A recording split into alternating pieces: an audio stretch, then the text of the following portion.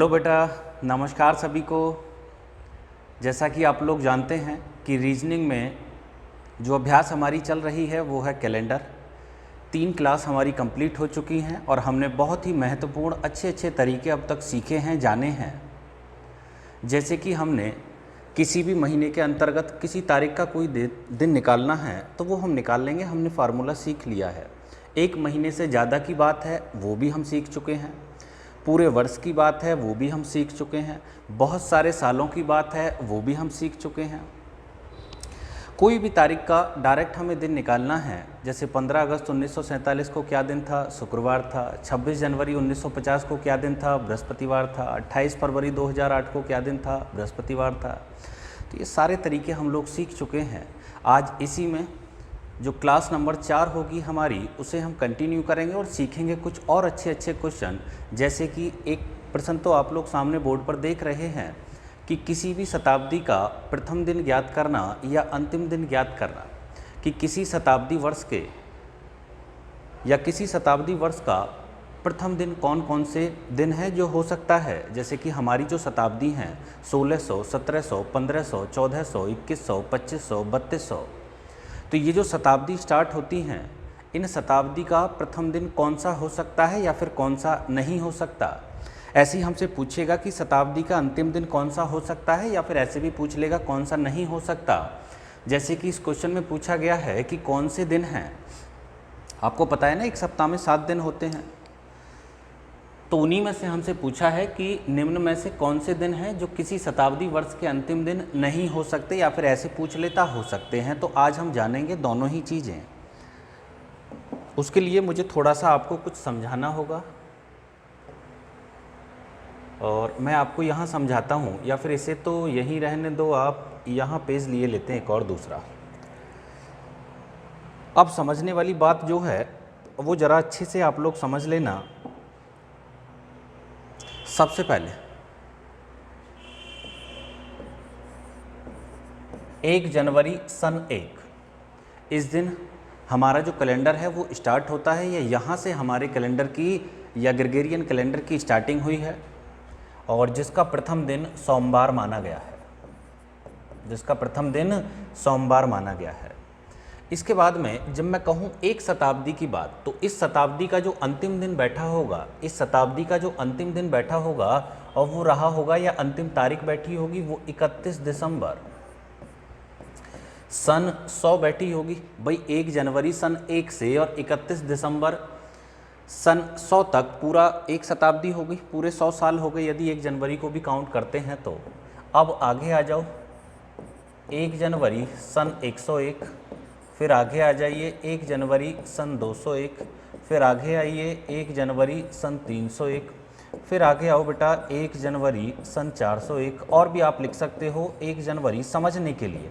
आज आप समझ गए तो इसके बाद में परीक्षा में कोई भी दिन पूछ ले आप निकाल देंगे आसानी से। चाहे शताब्दी का प्रथम दिन पूछ ले, रटने की आवश्यकता नहीं। कहीं आप सोचो जी हमने तो याद कर रखे हैं ये दिन होंगे, आप सेकंडों में निकाल लेंगे। कोई सा भी दिन आपसे पूछ ले शताब्दी का। ऐसे यहाँ यदि मैं लिखता हूँ तो आप आज देख लेंगे कि ये दिन बने कैसे हैं, कि कैसे किसी शताब्दी के प्रथम दिन ये हो सकते हैं या नहीं हो सकते। ये सारी चीज़ें जानना आपके लिए बेहद ज़रूरी है। यहाँ होने वाला है आपके लिए 200 हो गया, और उसके बाद में फिर 31 दिसंबर सन 300 हो जाएगा, उसके बाद में फिर 31 दिसंबर सन 400 हो जाएगा। अब मैं आपको 2 तरीके समझाए देता हूँ, दोनों आप समझ लो। एक तरीका तो ये है कि 1 जनवरी सन 1 को सोमवार है। 1 जनवरी सन 1 को सोमवार है, होता ही है, हमेशा माना गया है, कैलेंडर की स्टार्टिंग यहीं से हुई है। अब 1 जनवरी सन 1 से और 1 जनवरी सन 101 तक पूरे 100 वर्ष हो गए, पूरे 100 साल हो गए। देखिए 100 साल तो यहाँ बैठ रहे हैं 1 जनवरी सन 1 से 31 दिसंबर सन 100 तक, यदि हम जनवरी को भी काउंट करते हैं। लेकिन यदि हम जनवरी को छोड़ दें, 1 जनवरी सन 1 को सोमवार है, तो 1 जनवरी सन 101 को हमसे पूछा है क्या दिन होगा। अब हम देखें तो 1 जनवरी सन 1 को तो सोमवार ऑलरेडी है हमारे पास में। यदि हम 1 जनवरी 1 को काउंट ना करें तो 1 जनवरी सन 1 के बाद में 1 जनवरी सन 101 तक कितने साल हो गए? 100 साल। यदि 1 जनवरी सन 1 को छोड़ दिया जाए, अगर 1 जनवरी 1 को भी काउंट करेंगे तो 31 दिसंबर सन 100 तक 100 साल बैठेंगे फिर। ठीक है, दोनों तरीके से मैं आपको समझाऊंगा। अब हमें पता है कि 100 वर्षों में जो विषम दिनों की संख्या होती है अब वह 5 होती है। आपको पता है ना, पिछली क्लास में भी मैं आपको सिखा चुका हूँ। भाई 100 वर्षों में विषम दिनों की संख्या कितनी होती है? 5। इसका मतलब यदि 1 जनवरी सन 1 को सोमवार है तो 1 जनवरी सन 101 को 5 दिन ऐड कर देंगे, मंगल बुध बृहस्पति शुक्र शनिवार। अब आगे चलते हैं। 1 जनवरी सन 1 से और 1 जनवरी सन 201 तक कितने वर्ष बैठे? 200। कितने वर्ष हो गए भाई? 200 साल हो गए। और हमें पता है 1 जनवरी सन 1 को छोड़कर, क्लियर है ना, तो 1 जनवरी सन 1 से और 1 जनवरी सन 201 तक 200 वर्ष हो गए। और 200 वर्षों में विषम दिनों की संख्या कितनी होती है? 3। यदि 3 है तो मैं देखूंगा कि जी जब 1 जनवरी सन 1 को सोमवार है तो 1 जनवरी सन 201 को क्या दिन बैठा होगा? सोमवार में 3 दिन ऐड कर दो। यहाँ से आंसर मिला जी बृहस्पतिवार, या गुरुवार भी आप लिख सकते हैं, जैसा आपको ठीक लगे। अब आगे चलते हैं। 1 जनवरी सन 1 से और 1 जनवरी सन 301 तक कितने साल हो गए? 300 साल हो गए। यदि 1 जनवरी सन 1 को छोड़ दिया जाए, 1 जनवरी को छोड़कर 300 सालों में विषम दिनों की संख्या कितनी होती है? 1। सोमवार में 1 ऐड करोगे तो यहाँ से आंसर मिला मंगलवार। 1 जनवरी सन 1 से 1 जनवरी सन 401 तक वर्ष कितने हो गए? 400। 400 वर्षों में विषम दिनों की संख्या कितनी होती है? 0। कितनी हो गई? 0। रिमाइंडर 0 के लिए सोमवार प्लस 0 तो सोमवार ही होने वाला है। अरे बात आ गई आपको समझ में? अब देखिए कि यहाँ 400 वर्ष हो रहे हैं, कहाँ से? 1 जनवरी सन 1 से और 31 दिसंबर सन 400 तक कितने वर्ष हो गए? 400 साल। यदि 400 वर्ष हो गए तो अब कैलेंडर का रिपीटेशन स्टार्ट हो जाएगा। आप देखेंगे यदि 1 जनवरी सन 1 को सोमवार है तो 1 जनवरी सन 401 को भी सोमवार ही बैठा है। क्यों? क्योंकि 400 वर्ष हो गए, 400 वर्षों का रिमाइंडर 0 हो गया, फिर से वही रिपीटेशन स्टार्ट हो जाएगा। फिर आप देखोगे तो सोमवार, फिर अगला देखोगे तो फिर से शनिवार आ जाएगा। वरना आप देख लो, यहीं से दिखाई देता हूँ, वैसे तो आप यहीं से देख सकते हो। 100 साल आ रहे हैं और विश्वास ना हो तो यहाँ से देखो कितने वर्ष हो गए? 500। 500 सालों को क्या हम 400 और प्लस 100 साल लिखेंगे? आप कहोगे बिल्कुल लिखेंगे। 400 वर्षों का रिमाइंडर 0, 100 साल का रिमाइंडर 5। अरे 100 का 5 आ गया। जब आप सोमवार में 5 ऐड करोगे तो मंगल बुध बृहस्पति शुक्र शनिवार। बात आ गई यहाँ तक समझ में आपको? अरे बात आई यहाँ तक समझ में आपको? अब इसके बाद में रिपीटेशन स्टार्ट हो गया 400 वर्षों के बाद में दोबारा। अब जब रिपीटेशन स्टार्ट हो गया तो यहाँ तक तो मतलब था हमारा केवल 4 ही दिन आ रहे हैं। ये तो फिर से वही सोमवार, शनिवार, बृहस्पतिवार, मंगलवार आने शुरू हो रहे होंगे। अब किसी शताब्दी का जो प्रथम दिन है या तो वो सोमवार होगा या फिर मंगलवार होगा या बृहस्पतिवार या शनिवार, या सोमवार, शनिवार, बृहस्पतिवार और मंगलवार, बस यही दिन हो सकते हैं। ये 4 दिन हैं किसी शताब्दी के प्रथम दिन हो सकते हैं। कौन कौन से? सोमवार, मंगलवार, बृहस्पतिवार, शनिवार। सोमवार, मंगलवार, बृहस्पतिवार, शनिवार। इसका मतलब बुधवार, शुक्रवार और रविवार, ये किसी भी शताब्दी के प्रथम दिन नहीं हो सकते। कौन से? बुधवार, शुक्रवार, शनिवार। बुधवार, शुक्रवार, रविवार, शनिवार तो आ गया ना हमारा। अब आ जाओ अंतिम दिन कैसे ज्ञात करेंगे? तो अंतिम दिन अब ऐसे ज्ञात करेंगे कि जब 1 जनवरी सन 101 को शनिवार है तो इससे जस्ट 1 दिन पहले तारीख रही होगी 31 दिसंबर सन 100, 1 दिन पहले दिन बैठा होगा फ्राइडे, शुक्रवार। ऐसे यहाँ से 1 दिन पहले आप देखेंगे तो जब 1 जनवरी सन 201 को बृहस्पतिवार है तो 1 दिन पहले सन 200 मतलब 31 दिसंबर सन 200 बैठी होगी, तो बृहस्पतिवार से 1 दिन पहले बुधवार हो गया। ऐसे यहाँ मंगलवार से 1 दिन पहले क्या हो गया? सोमवार। ऐसे यहाँ देखेंगे आप सोमवार से 1 दिन पहले क्या हो गया? रविवार। अरे 1 जनवरी सन 401 को सोमवार है तो 1 दिन पहले डेट रही होगी 31 दिसंबर सन 400, तो दिन क्या बैठा होगा? सोमवार से 1 दिन पहले आप देख लो जी, रविवार बैठा होगा। तो शुक्रवार, बुधवार, सोमवार और रविवार ये किसी शताब्दी के अंतिम दिन हो सकते हैं। कौन कौन से? शुक्रवार, बुधवार, सोमवार, रविवार, या एक फ्लो में आप ले लो इनको कैसे कि सोमवार, बुधवार, शुक्रवार और रविवार। इसका मतलब मुझे समझ में आ गया कि जी किसी भी शताब्दी के अंतिम दिन मंगलवार, बृहस्पतिवार और शनिवार नहीं हो सकते। कौन कौन से? मंगलवार, बृहस्पतिवार और शनिवार। क्लियर है? एक दूसरा तरीका भी था इन्हीं को ज्ञात करने का। दूसरा तरीका क्या है? आप चाहो तो मैं आपको यही की यही समझाए देता हूँ कि समझाने का जो तरीका है वो ये हो गया। भाई यहाँ तक तो एक बार फिर से मैं आपको इन चीज़ों को बना के बताता हूँ। दूसरा जो तरीका है वो भी बड़ा अच्छा है। कैसे बढ़िया है? वो ऐसे बढ़िया है। कि 1 जनवरी सन 1 जनवरी सन 101, 1 जनवरी सन 201, 1 जनवरी सन 301, ऐसे 31 दिसंबर सन 100, ऐसे यहाँ 31 दिसंबर सन 200, 31 दिसंबर सन 300 और फिर आगे 31 दिसंबर और सन 400। 400 वर्ष हो गए ना। 400 वर्षों का ही ये खेल है। क्यों? क्योंकि 400 वर्षों के बाद में जो कैलेंडर है हमारा, उसका रिपीटेशन स्टार्ट हो जाएगा, फिर से वही दिन आने जो हैं वो शुरू हो जाएंगे। अब आ जाओ यहाँ कि इनको करने का छोटा तरीका क्या होगा। एक तरीका तो हमने वो सीख लिया, किसी भी शताब्दी का प्रथम दिन या अंतिम दिन ज्ञात करने का नहीं हो सकता, वो भी हमने सीख लिया, दोनों चीज़ें। अब दूसरा तरीका और समझाता हूँ मैं आपको क्या होगा। दूसरा तरीका ये होगा कि 1 जनवरी सन 1 को तो हमें पता है क्या दिन रहा, सोमवार रहा। अब आगे क्या करना है, आपने 5-5 इसमें ऐड करते हुए चले जाओ। तो जैसे हम सोमवार में 5 ऐड करेंगे तो शनिवार, फिर से 5 दिन ऐड करेंगे तो रविवार, सोमवार, मंगल, बुध, बृहस्पतिवार, फिर से हम 5 दिन ऐड करेंगे तो शुक्रवार, शनिवार और रविवार, सोमवार, मंगलवार। बात आ गई समझ में आपको।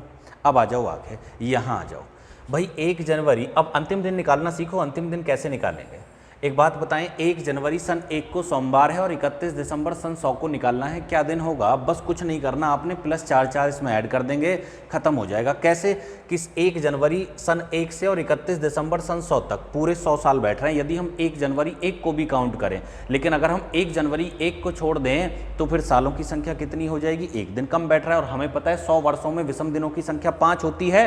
अब एक दिन यहाँ आ गया, 1 जनवरी सन 1 को सोमवार, तो विषम दिन बैठे 4। बस कुछ नहीं करना, 4 ऐड कर दो। सोमवार में 4 ऐड करोगे तो मंगल, बुध, बृहस्पति, शुक्रवार। फिर से हम यहाँ 4 ऐड करेंगे। जब यहाँ 4 ऐड करोगे तो शनिवार में, सब में 4-4 ऐड करते चले जाओ, बस लास्ट वाले को छोड़ के। क्यों? क्योंकि सब में 100-100 का गैप आ रहा है ना। ये भी 100 साल, ये भी 100 साल, ये भी 100 साल। अरे यहाँ से यहाँ तक सब में 100 साल का गैप आ रहा है। यहाँ से यहाँ तक ये 100 साल, ये भी 100 वर्ष, ये भी 100 वर्ष और ये वाले भी 100 वर्ष हैं। लेकिन क्रमागत हैं ये जैसे कि एक सन 1 से स्टार्ट होकर और सन 400 तक चले हैं, तो एकदम क्रमागत 400 वर्ष हैं। यहाँ भी 4 ऐड करेंगे। शनिवार में 4 ऐड करोगे तो इतवार कह लो या रविवार, सोमवार, मंगल और बुधवार। फिर से 4 ऐड करोगे बृहस्पति में, शुक्रवार, शनिवार, रविवार, सोमवार। अब की बार 5 ऐड करना है भैया, अब की बार 5 ऐड करना है। वो कारण बताता हूं मैं आपको क्यों हुआ।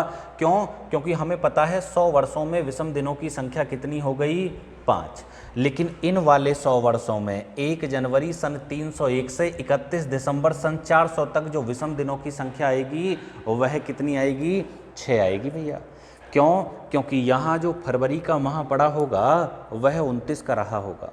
फरवरी शताब्दी वाला, शताब्दी की जो हमारी फरवरी महीना बैठा होगा वह 29 का बैठा होगा। क्यों?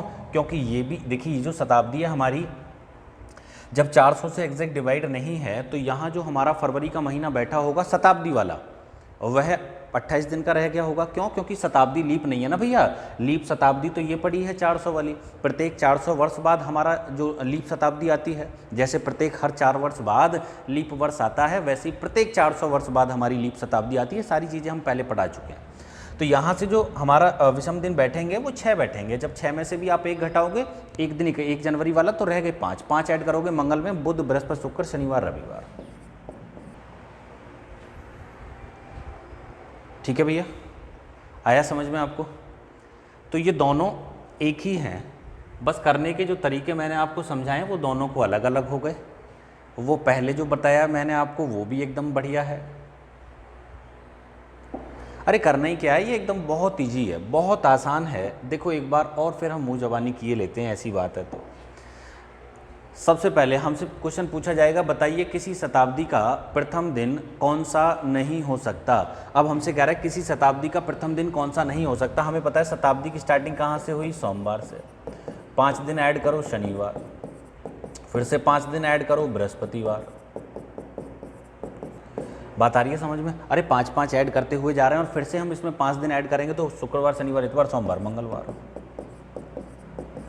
तो जब ये दिन हो सकते हैं तो कौन से दिन बाकी बचे जो शताब्दी के प्रथम दिन नहीं हो सकते? अरे यार सोमवार हो गया, मंगल हो गया, तो एक तो बुध हो गया, बुधवार, शुक्रवार, रविवार, ये हमारा आंसर हो गया।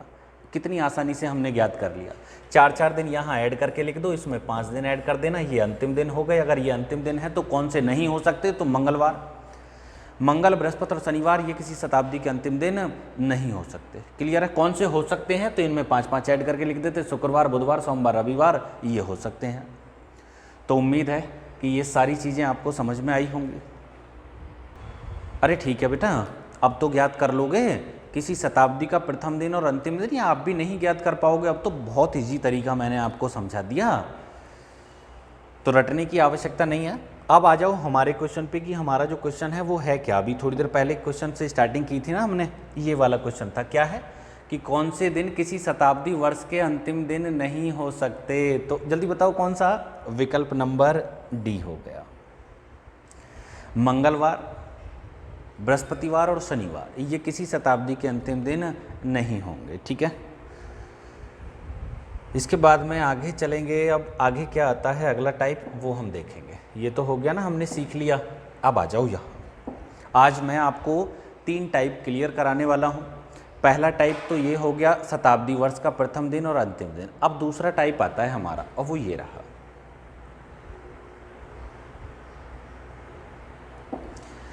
हमसे कहा गया है किसी साधारण वर्ष में अप्रैल माह का प्रथम दिन किस महीने के प्रथम दिन के समान होगा? किसी साधारण वर्ष में, ठीक है भैया, जिसमें फरवरी का माह 28 का रहता हो।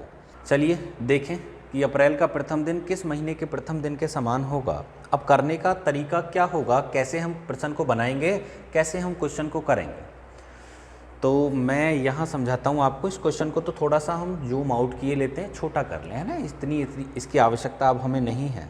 अब देखो कैसे करेंगे हम इस क्वेश्चन को। साधारण वर्ष है तो सबसे पहले आ गया जनवरी, फिर आ गया फरवरी, फिर मार्च, फिर अप्रैल, फिर मई, फिर जून, और फिर जुलाई, और फिर अगस्त, और फिर सितंबर, और फिर अक्टूबर, और फिर नवंबर, और फिर दिसंबर हो गया। इसको थोड़ा सा ऊपर मैं किए लेता हूँ। एक बार सीख लो, फिर ऐसा कोई भी क्वेश्चन हो आप ऐसे ही कर लेंगे। बहुत आसान है, लेकिन सीखना जरूरी है। सबसे पहले मुझे पता है कि जनवरी माह के जो विषम दिनों की संख्या बैठेगी वो 3 हो गई। फरवरी साधारण वर्ष है, 0-28 होगा। मार्च, अप्रैल, मई, जून, जुलाई, अगस्त में भी 3 ही होंगे, क्योंकि 31-31 के हो गए ना दोनों। सितंबर, अक्टूबर, नवंबर, और फिर दिसंबर आ गया। बात को समझ लेना। अब आप, बहुत बढ़िया तरीका मैं आपको बताने वाला हूँ। कह रहा है किसी साधारण वर्ष में अप्रैल का प्रथम दिन किस महीने के प्रथम दिन के समान होगा। तो मुझे देखना है इस साधारण या कोई भी साधारण वर्ष में कौन से 2 महीने ऐसे होते हैं जिनका कैलेंडर सेम होगा। यदि उनमें से एक महीना अप्रैल है तो दूसरा हमें बताना है क्या होगा। तो एक महीना तो हमारा अप्रैल है, एक महीना अप्रैल, अप्रैल का मतलब एक तो हो गया ये वाला। अब हमें देखना है अगला कौन सा महीना होगा जिसका कैलेंडर बिल्कुल अप्रैल के जैसा सेम होने वाला है। तो अप्रैल से विषम दिनों की संख्या निकालना हम स्टार्ट करेंगे। जैसे अप्रैल के विषम दिन कितने? 2, मई के कितने? 3, जून के कितने? 2। यदि हम यहाँ तक इन विषम दिनों को ऐड करें तो 2 और 3 5, और 5 और 2 7, रिमाइंडर कितना आया? 0। रिमाइंडर कितना आ गया? 0। यदि रिमाइंडर 0 आ गया तो अब आप समझ लो कि अब जो हमारा महीना जहाँ से स्टार्ट हुआ है उसी का रिपीटेशन होने वाला है। क्यों? क्योंकि अभी तो सीखा था हमने, शताब्दी में नहीं सीखा था कि 400 वर्षों के बाद में फिर दोबारा रिपीट होना स्टार्ट हो जाएगा। वही दिन आ जाएगा जो दिन 1 जनवरी सन 1 को था, सोमवार था तो सोमवार। तो 400 पे ही नहीं, रिमाइंडर 0 पे होता है। मतलब 400 वर्षों के जो विषम दिनों की संख्या है वो 0 होती है। अगर 0 आ गया तो फिर से वही रिपीटेशन स्टार्ट हो जाएगा आपका। और यहाँ अगर 0 आ गया तो इसका मतलब अगला महीना कौन सा आ रहा है? जुलाई। तो अप्रैल का कैलेंडर, जुलाई का कैलेंडर दोनों सेम होंगे। मतलब जो दिन 1 तारीख को अप्रैल में होगा वही दिन 1 तारीख को जुलाई में भी होगा। बात आ गई समझ में आपको? आगे और भी क्वेश्चन है, उनके जरिए हम सीखने की कोशिश करेंगे। यहाँ आ जाओ। किसी साधारण वर्ष में कौन से 3 महीनों के प्रथम दिन एक समान होते हैं? अच्छी बात है, यदि आपको पता है, आपको याद है तो भी बढ़िया है। तो यहाँ से हम डायरेक्ट भी लिख सकते हैं कि फरवरी, मार्च और नवंबर के जो प्रथम दिन हैं या जो कैलेंडर हैं या जो माह के सारे दिन हैं वो सेम होते हैं। जो दिन 1 तारीख को फरवरी में होगा साधारण वर्ष में, वही 1 तारीख को मार्च में भी होगा और वही दिन 1 तारीख को नवंबर में भी होगा। और जहाँ तक ये दिन चले हैं, जैसे कि फरवरी तो 28 तारीख को समाप्त हो जाएगी, तो 28 तारीख तक के जो दिन हैं वो सेम बैठेंगे सभी में, 28 तारीख तक के। क्यों? क्योंकि फरवरी के बाद तो यहाँ फिर 1 मार्च स्टार्ट हो जाएगा। भाई यहाँ आप देखेंगे ना 28 फरवरी के बाद में 1 मार्च आ जाएगा, जबकि यहाँ 28 मार्च के बाद में 29 मार्च आएगी। बात आ रही है समझ में आपको? तो 28 तारीख तक के जो दिन हैं वो तीनों में सेम बैठने वाले हैं, मतलब प्रथम दिन सेम होगा, दूसरा सेम होगा, तीसरा 28 तारीख तक। 28 के बाद में यहाँ समाप्त हो जाएगा ना जो हमारा फरवरी माह है। अब ये कैसे हुआ, इस चीज़ को मैं आपको फिर से समझा देता हूँ। देखो, इस चीज़ को समझने के लिए आप यहाँ देखें, भाई ये हो गया हमारा, बढ़िया से देख लें एक बार, समझ लें। भाई ये हो गया जनवरी, फिर फरवरी, या फिर एक काम करो ऐसे ही रहने दो, चलो जनवरी, फरवरी, मार्च, अप्रैल, मई, और उसके बाद में जून, जुलाई, अगस्त, सितंबर, अक्टूबर, नवंबर और दिसंबर। इनके विषम दिन निकालो। तो जनवरी के विषम दिन कितने हो गए? 3। फरवरी के कितने? साधारण वर्ष है तो 0 आ जाएगा। मार्च 3, अप्रैल, मई, जून, जुलाई, अगस्त, सितंबर, अक्टूबर, नवंबर और दिसंबर। ठीक है भैया, नवंबर और दिसंबर। अब ठीक है, अब हमें देखना है कि किसी साधारण वर्ष में कौन से 3 महीनों के प्रथम दिन एक समान होंगे। तो हम स्टार्टिंग किए लेते हैं यहाँ से, ऑप्शन से। जनवरी, फरवरी और अप्रैल का हमें देखना है प्रथम दिन समान होगा या नहीं। तो जनवरी से रिमाइंडर लेना स्टार्ट करेंगे। तो जनवरी का रिमाइंडर कितना आया? 3। और जाना कहाँ तक है हमें? फरवरी। तो फरवरी को तो काउंट करना नहीं है भाई। यदि जनवरी और फरवरी का कैलेंडर देखना है तो केवल एक ही महीने के तो हम विषम दिन देखेंगे। फरवरी का तो सेम होना चाहिए अगर जनवरी पे रिमाइंडर 0 आ रहा है। आप देखेंगे जनवरी का रिमाइंडर कितना है? 3। तो ये ऑप्शन तो गलत हो गया भाई। अरे यदि 3 रिमाइंडर आ रहा है किसी महीने में, तो अगला महीना और पिछला महीना दोनों सेम कैसे हो जाएंगे भाई? ये समझने वाली बात है यार। यदि 1 जनवरी को सोमवार बैठा होगा तो हमसे पूछ ले, बताओ 1 फरवरी को क्या दिन बैठेगा? तो 3 दिन ऐड कर देंगे, मंगल बुध बृहस्पतिवार का दिन बैठेगा, बृहस्पतिवार बैठेगा, तो सेम कैसे हो जाएगा? ये नहीं होगा। अप्रैल, मई और जून, इसे चेक करते हैं। अप्रैल और मई का देखते हैं। तो भैया अप्रैल से और मई को काउंट नहीं करना है, मई से पहले ही छोड़ना है। क्यों? क्योंकि मई का तो सेम बता रहा है हमसे इसमें। अब अप्रैल से आ जाओ, अप्रैल के तो तुरंत बाद मई आने वाली है। भाई अप्रैल का रिमाइंडर कितना है? 2। अगर 1 अप्रैल को सोमवार मानो तो 1 मई को बुधवार बैठेगा, तो ये तो सेम नहीं बैठेगा यार, रिमाइंडर 2 आ रहा है, ये भी रॉन्ग हो गया। सितंबर और अक्टूबर का हम देखे लेते हैं। तो अक्टूबर को तो काउंट करना नहीं है, सितंबर का रिमाइंडर 2 है, तो ये भी गलत है। फरवरी, मार्च और नवंबर को सिद्ध किए लेते हैं, क्या ये ठीक है या नहीं। फरवरी, मार्च, अब हमें फरवरी से मार्च पे जाना है, तो मार्च को तो काउंट करना नहीं है, फरवरी का रिमाइंडर देखना है कितना आया। फरवरी का रिमाइंडर कितना है? 0।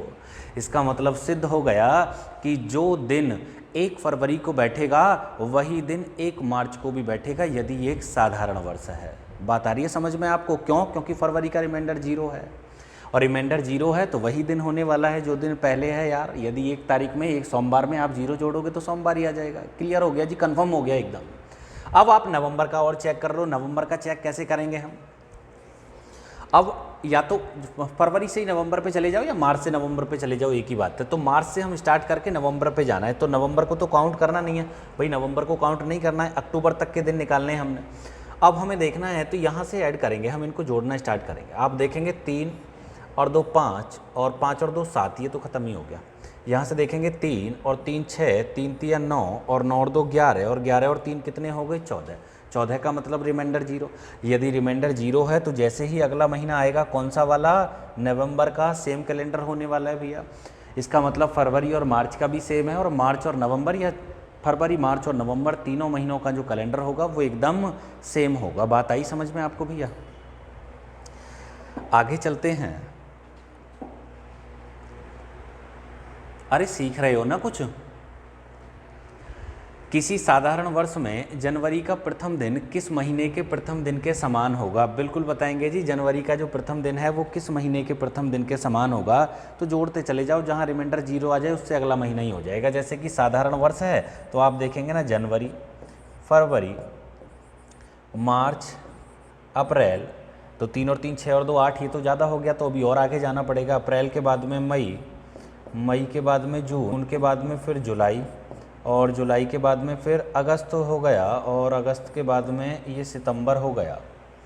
इनको जोड़ो ज़रा, 3 और 3 6 और 2 8, 8 और 2 10, 10 और 6 16, 16 और 2 18, 18 और 3 21, 21 का मतलब रिमाइंडर 0, 21 का मतलब रिमाइंडर 0 आ गया। कहाँ रिमाइंडर 0 आया है? सितंबर पे। यदि सितंबर पे 0 आया है तो अक्टूबर, यहाँ से ये सही उत्तर हो गया हमारा। तो किसी साधारण वर्ष में जनवरी का जो प्रथम दिन है वह अक्टूबर के प्रथम दिन के समान होगा। अरे नहीं आई बात समझ में आपको?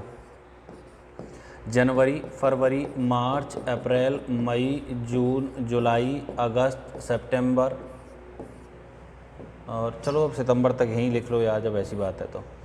इसको हम देखेंगे भाई, यहाँ से 3 0 3 2 3 2, और ये जुलाई हो गया, और ये अगस्त हो गया, ये सितंबर हो गया, और ये अक्टूबर हो गया। आगे चलेंगे, नवंबर दिसंबर भी लिख लेंगे, कोई दिक्कत वाली बात नहीं। अब जनवरी का हमने देखना है कि साधारण वर्ष में जनवरी का प्रथम दिन किस महीने के प्रथम दिन के समान होगा। जब प्रथम दिन समान है तो समझ लो कि पूरे जो महीने का कैलेंडर है वो सेम होने वाला है, जहाँ तक भी दिन गए होंगे। चलो भैया जनवरी से स्टार्ट करो। तो 3 और 3 6 और 2 8, 8 और 2 10, 10 और 3 13, 3 16, और 16 और 3 कितने हो गए? 19, और 19 और 2 कितने हो गए? 21। अगर 21 आया तो यहाँ रिमाइंडर 0 हो गया, और यहाँ रिमाइंडर 0 है तो जो भी अगला महीना आया होगा वह सेम बैठा होगा। अरे रिमाइंडर 0 का मतलब जनवरी का और अक्टूबर का कैलेंडर सेम हो जाएगा बिल्कुल। आगे चलिए,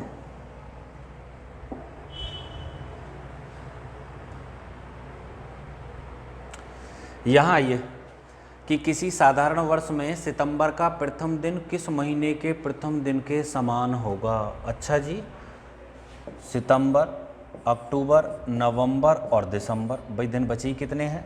यहाँ से 3 विषम दिन, यहाँ 2, यहाँ 3, और यहाँ विषम दिन 2।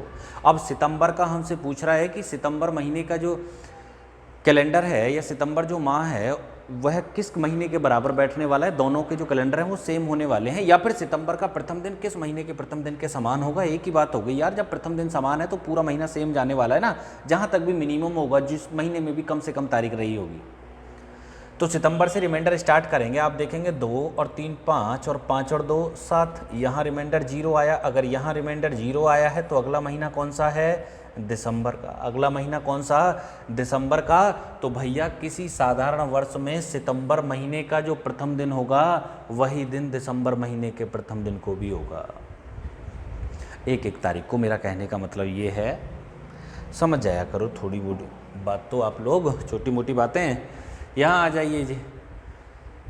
अब की बार हमसे कहा गया है कि किसी भी वर्ष के कौन से 2 महीनों में एक ही कैलेंडर होगा। कोई साल बताइए जिसके दोनों महीनों में एक ही कैलेंडर होगा। तो डायरेक्ट हम बताए देते हैं अप्रैल और जुलाई। अप्रैल और जुलाई का जो कैलेंडर है वो किसी भी साल में, चाहे कोई लीप वर्ष है चाहे कोई साधारण वर्ष है, दोनों में सेम होने वाला है भैया।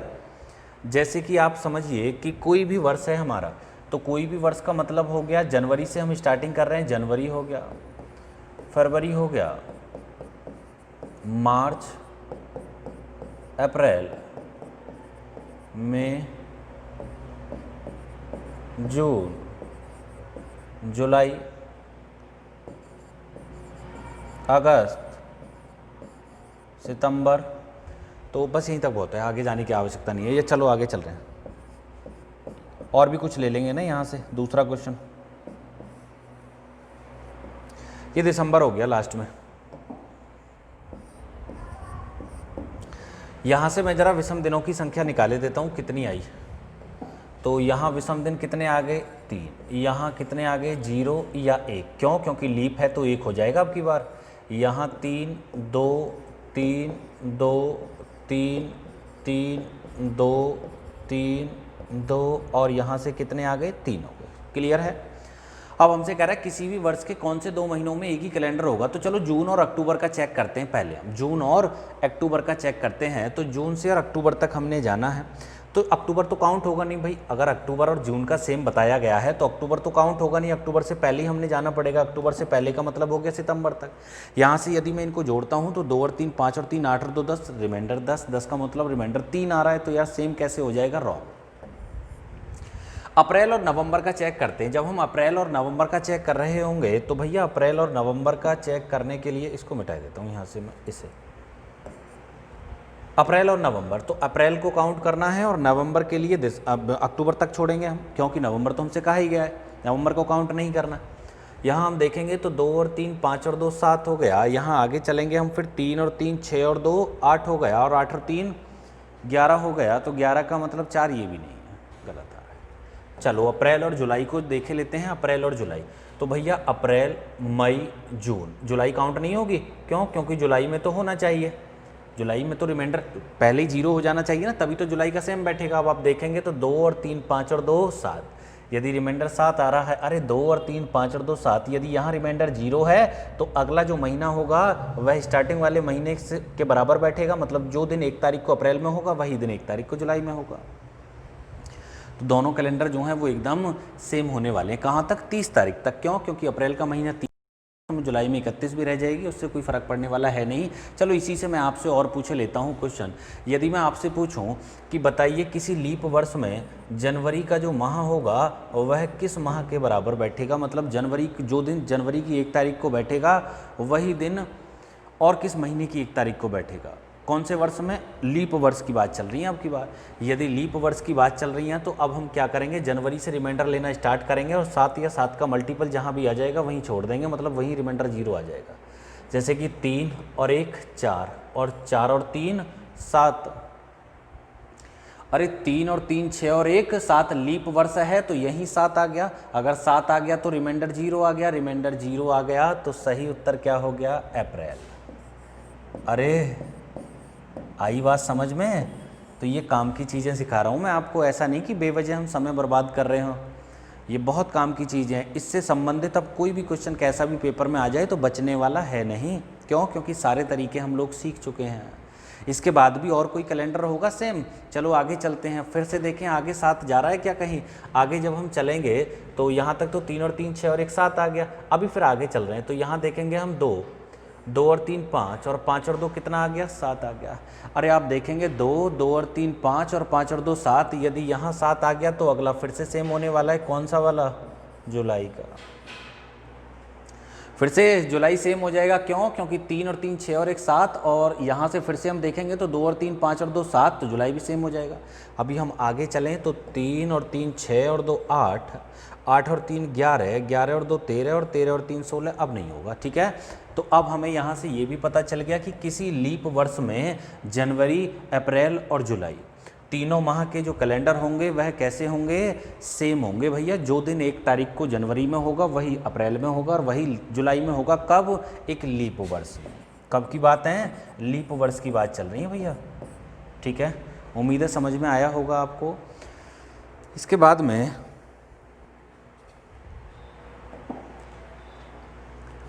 अब आता है आगे हमारा तीसरा टाइप। देखिए मैंने आपसे कहा कि आज की क्लास में हम लोग 3 टाइप कवर कंप्लीट करने वाले हैं। एक टाइप तो शताब्दी वाला सीख लिया कि किसी भी शताब्दी का प्रथम दिन या अंतिम दिन कौन सा हो सकता है या कौन सा नहीं हो सकता। दूसरा हम अभी अभी सीख चुके हैं कि किसी साधारण वर्ष और किसी लीप वर्ष में कौन कौन से महीने के कैलेंडर हैं जो सेम होते हैं। ठीक है, इसके बाद में तीसरा जो टाइप है हमारा वो ये है कि यदि कोई कैलेंडर हमारे पास में है किसी भी सन का, तो क्या उस कैलेंडर का हम पुनः प्रयोग कर पाएंगे या नहीं कर पाएंगे। जैसे कि ये क्वेश्चन आया हमारा कि सोनू ने जिस कैलेंडर का प्रयोग सन 1989 के लिए लिया था, क्या उस कैलेंडर का प्रयोग वह पुनः कर पाएगा? यदि हाँ, तो इस कैलेंडर का पुनः प्रयोग कब संभव होगा? बिल्कुल बताएंगे जी, इस कैलेंडर का जो पुनः प्रयोग होगा वह कब संभव होगा। तो इसके लिए एक तरीका तो मैं आपको ये बता देता हूँ, छोटा सा तरीका तो एक ये है कि आप ऐसे कर सकते हैं क्वेश्चन को कि ऐसे लिख लो, एक तरफ तो आप शेष लिख लीजिए और एक तरफ वर्ष लिख लो, ऐसे करके।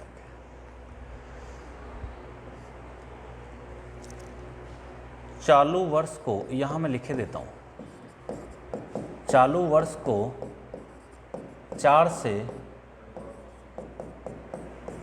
भाग देने पर जो भी हमारा चालू वर्ष है, जैसे कि कौन सा चालू वर्ष है, 1989 के विषय में हमसे पूछा गया है, तो 1989 चालू वर्ष हो गया। अब 1989 को 4 से भाग देने पर यदि रिमाइंडर शेष 0, 1, 2 या 3 बचे, क्लियर है? इसको और छोटा करते हैं थोड़ा सा,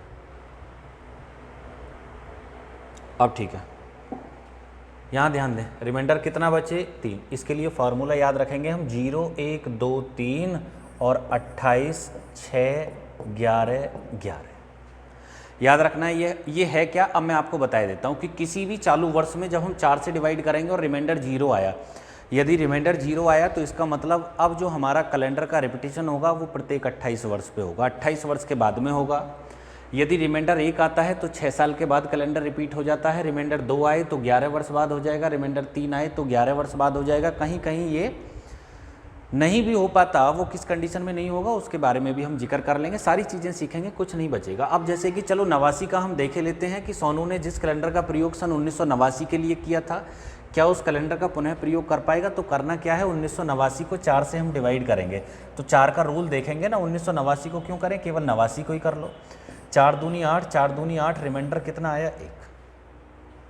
अरे रिमाइंडर कितना आया? आप कहेंगे जी शेष कितना बचा? शेष बचा 1 हमारे पास में। यदि शेष 1 है तो हमें पता है जी 6 साल के बाद में कैलेंडर रिपीट हो जाएगा। इसका मतलब कब रिपीट होगा? 1989 और प्लस 6, 9 और 6 15 का 5, 1 8 और 1 9, 1995। इसका मतलब हमें समझ में आ गया कि 1989 और 1995 का होल ईयर कैलेंडर, पूरे वर्ष का जो कैलेंडर होगा वो सेम होगा। अच्छा, एक कंडीशन और भी याद रखना भैया, एक कंडीशन ये भी होगी कि 1989 हमारा कैसा वर्ष है? साधारण वर्ष है, तो आंसर जो आएगा वो भी साधारण वर्ष ही होना चाहिए, तभी पूरे साल का कैलेंडर सेम बैठेगा। क्यों? क्योंकि लीप वर्ष का कैलेंडर साधारण वर्ष में यूज नहीं कर सकते, साधारण वर्ष का जो कैलेंडर है वो लीप में यूज नहीं कर सकते। क्यों? फरवरी में ही डिफरेंस बैठ जाएगा। अरे साधारण वर्ष में फरवरी 28 की होगी, लीप वर्ष में फरवरी 29 की हो जाएगी। साधारण वर्ष में 28 फरवरी के बाद में 1 मार्च आता है, और लीप वर्ष में 28 फरवरी के बाद में 29 फरवरी आती है, फिर 1 मार्च आता है, तो दोनों में फ़र्क हो गया, कैलेंडर सेम नहीं हो पाएंगे। तो कैलेंडर सेम कब होंगे? ऑर्डिनरी ईयर से ऑर्डिनरी ईयर होना चाहिए, या सिंपल ईयर से सिंपल ईयर होना चाहिए, जैसे भी आप समझते हो इन चीज़ों को। साधारण वर्ष है स्टार्टिंग में तो साधारण वर्ष ही होना चाहिए, और लीप वर्ष से स्टार्ट है तो लीप पे ही होगा भैया कैलेंडर जो सेम होगा। क्लियर है? लीप वर्ष का लीप वर्ष में कैलेंडर सेम होगा, साधारण का साधारण में सेम होगा। अब ये हुआ कैसे, इसको और पहचाने लेते हैं कि जी कैसे आया। तो 1989, आप ध्यान दीजिए, 1989। अब मुझे देखना है कि जो कैलेंडर हमने 1989 में यूज किया है, क्या उस कैलेंडर का दोबारा पुनः प्रयोग हो पाएगा? अगर हो पाएगा तो कब हो पाएगा, कितनी साल बाद? तो वही फार्मूला जो स्टार्टिंग से सीखते आ रहे हैं, रिमाइंडर वाला। आप साल से रिमाइंडर लेना स्टार्ट करो, और जहाँ पर भी 0 आ जाए, जहाँ पर भी 0 आ जाए, समझ लो अब कैलेंडर का रिपीटेशन स्टार्ट हो जाएगा। फिर से वही डे हमारा आने वाला है जो दिन 1 तारीख को यहाँ रहा होगा। अब मुझे बताइए कि 1989 कैसा साल है? आप कहेंगे जी ये तो साधारण वर्ष है, ये तो साधारण वर्ष है, और साधारण वर्षों में विषम दिनों की संख्या कितनी होती है? 1। तो 89 के बाद में आगे क्या आया? 90। कितना आया? 1। 90 के बाद में 91। रिमाइंडर कितना, मतलब विषम दिन कितने? 1। 92 कैसा वर्ष है? आप कहेंगे जी लीप वर्ष। क्यों? क्योंकि 4 से डिवाइड करोगे तो हो जाएगा, 4 दूनी 8, 4 तिया 12 हो गया। यहाँ से 2 आ गए, फिर से आप देखेंगे तो अगला साल आया 93। 93 के लिए 1 हो गया, 94 के लिए 1 हो गया। अब आप इनको जोड़ो जरा, इनको जोड़ेंगे हम तो पता चला कि 1 2 3 और 2 5 और 1 6 और 1 7, रिमाइंडर कितना आ गया? 0। अगर यहाँ रिमाइंडर 0 आया है तो अगली जो साल आई होगी वो कौन सी बैठी होगी? 1995। और 1995 का जो कैलेंडर होगा वो 1989 के कैलेंडर जैसा ही होगा। दोनों कैलेंडर एकदम सेम बैठे होंगे, दोनों कैलेंडर एकदम सेम बैठे होंगे। अरे बात आ रही है समझ में? आपको बात आ रही है समझ में? नहीं आ पा रही? जैसे कि मानिए मैं आपसे कहूँ कि मुझे बताना है कि 2007 लिए लेते हैं, चलो सन 2007 का जो कैलेंडर है और वह किस या उस जो कैलेंडर है उसका रिपीट कब हो पाएगा या कब उसको हम पुनः प्रयोग में ला पाएंगे, दोबारा हो भी पाएगा नहीं हो पाएगा। तो एक तरीका तो ये है कि इसको 4 से डिवाइड करो, तो 4 एकम 4, रिमाइंडर कितना आ जाएगा, रिमाइंडर आ जाएगा 3। यदि रिमाइंडर 3 आए तो हमें पता है कि जो रिपीटेशन होगा वो 11 वर्ष के बाद होगा, 28 6 11 11, फार्मूला याद रखना है 0 1 2 3। कितने साल बाद होगा, 11 साल बाद। अब 11 का मतलब कितना हो गया भैया, 11 7 18, तो हमारे हिसाब से तो 2018 में इसका रिपीटेशन होगा। कब होगा, 2018 का जो कैलेंडर होगा वो 2007 के कैलेंडर जैसा ही होगा, सेम होंगे। एक बार इसको देखे लेते हैं क्या वास्तव में ठीक है या गलत है। तो 2007 विषम दिन 1, 2008 लीप वर्ष आ गया 9, 2010 के लिए फिर से 1 आ जाएगा, 11 के लिए 1 आ गया, 12 के लिए कितना आ गया, 2 आ जाएगा, लीप वर्ष अभी।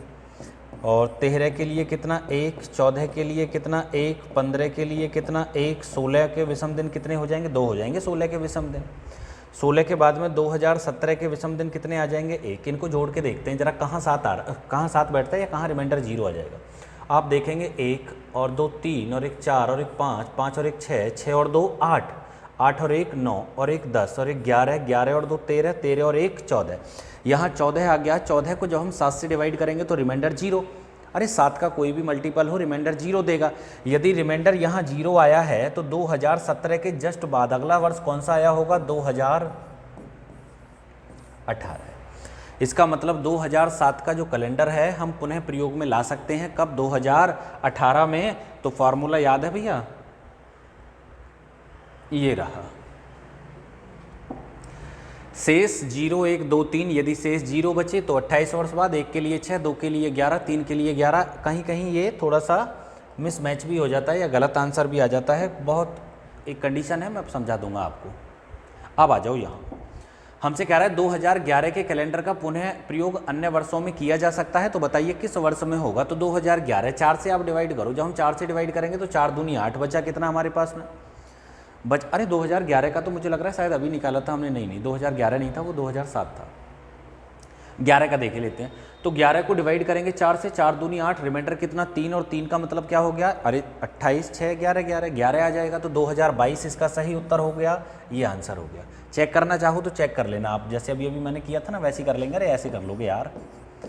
2011 का रिमाइंडर कितना आ गया 1, 2012 लीप वर्ष हो जाएगा 2 हो जाएगा, 13 का रिमाइंडर 1, 2014 का 1, 2015 का रिमाइंडर 1 हो जाएगा, 2016 का 2 हो जाएगा, 17 का 1 हो जाएगा, 18 का 1 हो जाएगा, 19 का अभी तक नहीं आया 7 या 7 का मल्टीपल कोई, 2020 का कितना हो जाएगा 2, 2021 का 1 हो जाएगा। अब आप इनको जोड़ो, आप जोड़ेंगे तो 1 और 2 3 और 1 4 और 1 5 और 1 6 और 2 8 और 1 9 और 1 10 और 1 11 और 2 13 और 1 14, यहाँ 14 हो गया। अगर यहाँ 14 हो गया, 7 का मल्टीपल आ गया तो डिवाइड करेंगे 14 को 7 से, रिमाइंडर 0 देगा। अगर यहाँ रिमाइंडर 0 आ रहा है तो इसके जस्ट आगे देखें कौन सी साल आई, 2021 के बाद में आएगा 2022।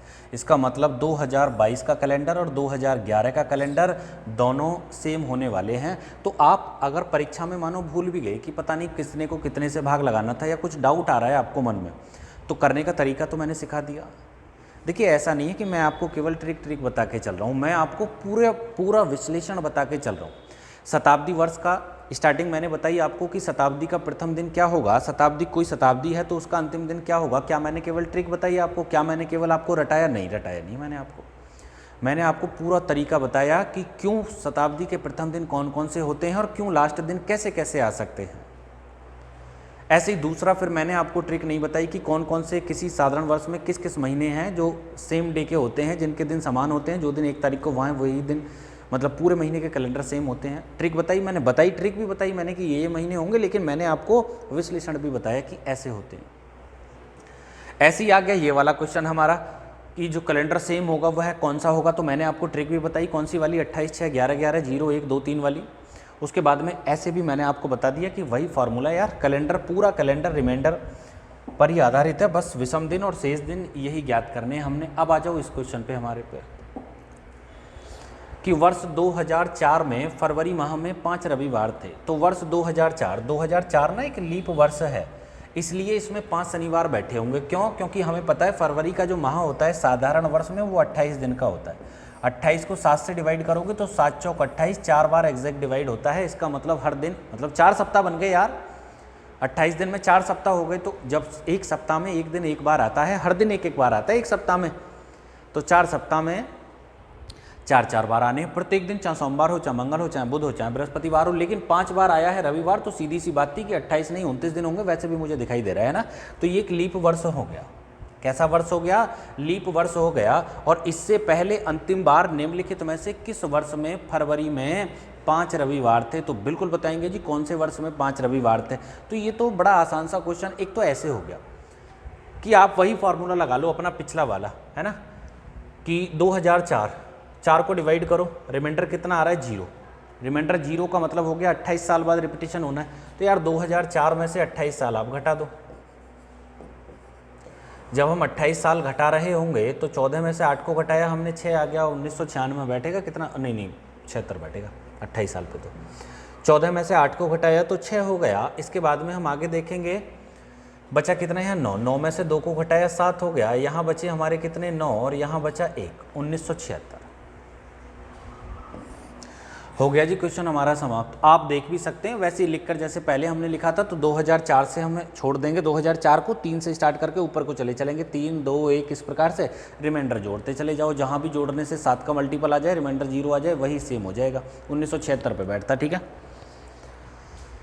आगे चलें जी। इसके बाद में आगे क्या होगा? बस अब तो ये समाप्त हो गया। मेरे हिसाब से चीज़ें आपको समझ में आ गई होंगी। अरे आ गया ना समझ में आपको? इतना ज़रूर याद रखना कि ऑर्डिनरी ईयर से ऑर्डिनरी ईयर में ही सेम होगा, और लीप ईयर में सेम होगा। उस गलती को आप ना कर देना, ठीक है। और बाकी आगे और भी जो अगली क्लास होगी उसमें जो छोटी मोटी चीज़ें और कुछ रह गई हैं उनको भी सीखेंगे बढ़िया तरीके से, कोई दिक्कत वाली बात नहीं। और इसी में जो क्वेश्चन मैं आपको बता रहा था कि वहाँ पर मिसमैच हो जाएगा, वो भी सीखेंगे बताने को। तो मैं आज भी बता सकता हूँ, लेकिन क्लास बहुत ही ज़्यादा बड़ी होने वाली है। तो आज क्लास यहीं समाप्त करते हैं, बाकी हम देखेंगे कल की क्लास में। धन्यवाद।